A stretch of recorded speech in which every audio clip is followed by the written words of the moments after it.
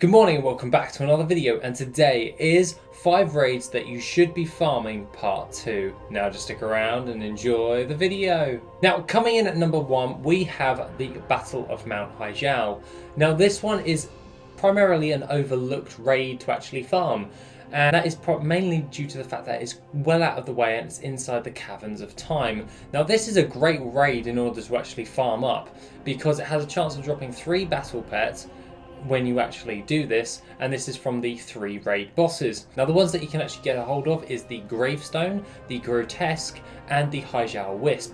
These come from each of the bosses, and that means that Grotesque is for the first boss, the Gravestone is for the second boss, and the HYJAL Wisp is from Archimonde. Now obviously this one does take a fair little while in order to do, but as you're probably 120 you won't have a problem in just destroying all of the mobs. My idea of it is I go on an AoE type character and I go straight to where they spawn, because as soon as they are destroyed the other pack of mobs come flooding in, and the more you kill at that respawn point, the more you're going to get to that boss and just complete the objective. Now aside from that, the other things of note that you may want to bear in mind is you get a fair amount of raw gold from this, and it's only around about 1,000 gold raw gold, but it's extra gold that you didn't have when you're actually farming this up.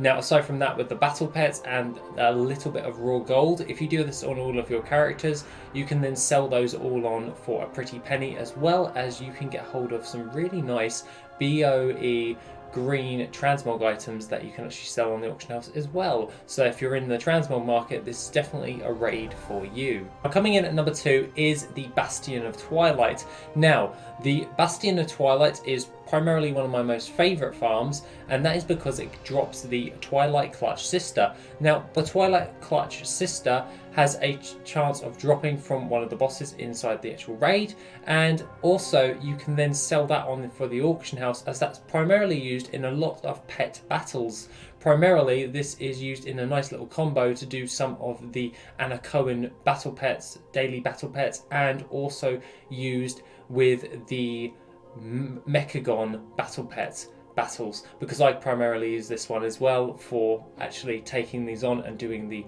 getting my pet charms and all that jazz. Now aside from that, if you are able to rank this up to level 25, and a quick way in order to do that to level 25 is by just heading your way over to your garrison, and there if you go over to your menagerie you can then do a little daily quest with a little one-off quest, and then you can then trade that in and get hold of a level 25 charm. Now this can only be done once per character, but it's really helpful if you get hold of like a battle pet that actually is used in a lot of pet battles, because then the chance of likelihood of you being able to sell this is kind of high. And if you did this on multiple characters for the Bastion of Twilight, this is primarily worth your time doing, because the Twilight Clutch system sells relatively fast. You can get it to level 25 pretty damn fast, and overall it makes you a fair amount of gold if you have it already at level 25. Now if you can sell it at level 1 it's not a problem, but you'll sell for considerably a lot less. So what I would recommend is, if you are going to be farming up the Bastion of Twilight for this battle pet, then I would recommend that you level it up to level 25 before you sell it. Now alongside this, as it is a raid farm that you're supposed to be doing, you get a 10 ton of different types of materials from this. Now Bastion Twilight is primarily used for the trash reset, but if you run this on multiple ults, you can still have the same effect, as well as getting the chance of getting all of the other battle pets that come along with this.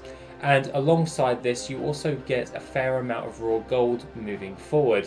Now that being the case, because it is a Cataclysm raid, I would highly recommend running it with the potion of treasure finding on it. And if you are going to do it on your characters, I would do 9 runs, and that is just by doing the first pack of trash in the actual raid, going out and resetting the instance, and then on the 10th run you clear it completely. And I would recommend doing this on all of your ults, so then you have the maximum amount of the potion of treasure finding procs, and also having the chance of getting the battle pets, maximizing the amount of gold you're going to get per week by running this raid.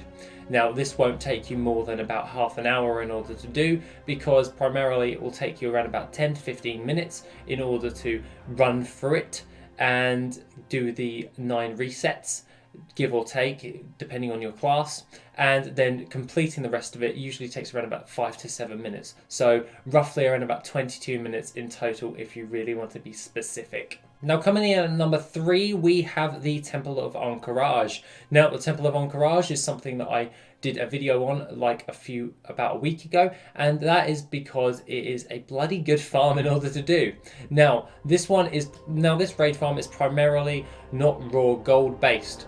This one is going in there for the green items that can drop from all of the trash mobs, and along with this you are going for obviously the battle pets as well. Now, obviously we could turn this into a list for battle pet farming, but really it's more or less a raid farm because you get different types of transmog items that come along with this. So the Temple of Encourage is something you may want to bear in mind moving forward, and that is you want to be going for the Twin Emperors. They drop the Anubiseth Idol, which is used for pet battles, and also the Viscidus Globule from Viscidus. Now, the Viscidus Globule actually drops at a 10% drop chance from the Viscidus boss, and he is only able to be killed if you are able to do frost damage to him and by producing enough physical attacks to shatter when he is frozen.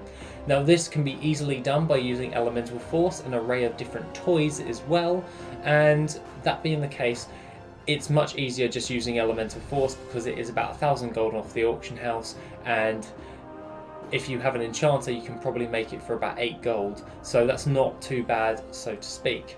Now, alongside this you can also get the mini Mind Slayer battle pet. It isn't usually used that much anymore, so it doesn't sell for all that much, and it is relatively easy to drop.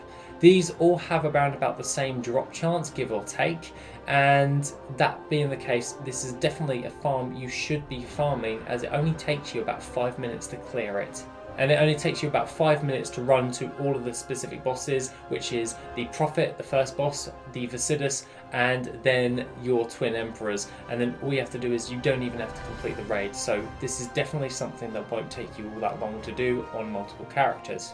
Coming in at number 4, we have the Hellfire Citadel. Now, this one is a great one in order to do just in general is an amazing raid that you should be farming, and that is because the Hellfire Citadel, you will need to run this on LFR, also normal, heroic and mythic. Now, this takes you quite a long time in order to do, and by far is one of the longest ones to actually run through. It usually takes you about 2 hours to run it through, but you also, and roughly you get around about 11,000 raw gold.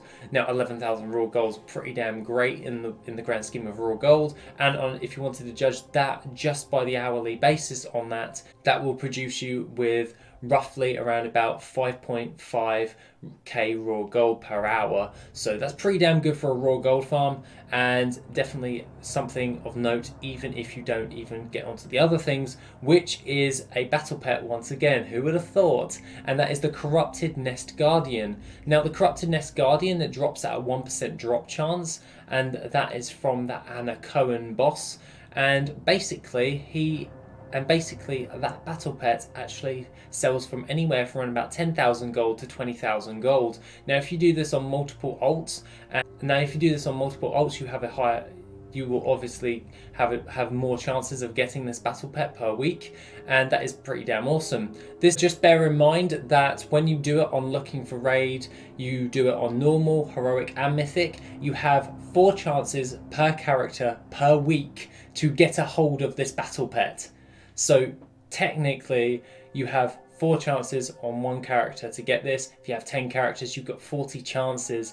Not saying you would do it on 40 characters because that is like 10 characters, because that's like 20 hours worth of farming, but you get my point. You've got more chances now by doing it on looking for raid, doing it on your normal, heroic and mythic. So this is definitely a raid that you should bear in mind, and primarily is probably one of the ones that you should be farming overall.